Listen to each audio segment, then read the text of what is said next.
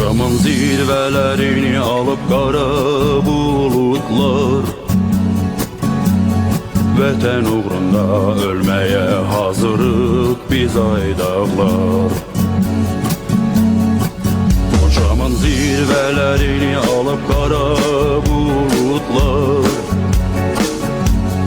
vətən uğrunda ölmeye hazırıq biz aydaqlar.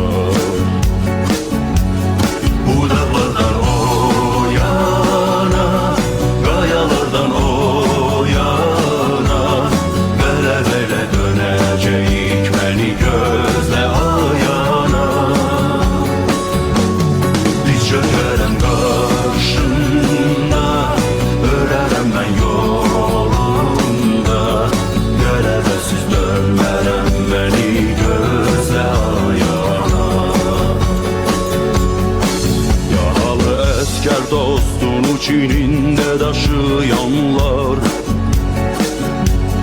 gözyaşları gözlerinde ebedi kuruyanlar. Vahime ağrı ayrılık itki gören körpeler, saf uşaqlıq çağlarını dağlarda itirenler. Bu da bakar o yana, kayalardan o yana, qələbələ dönəcəyik, məni gözlə ayana. Biz çökərəm qarşında,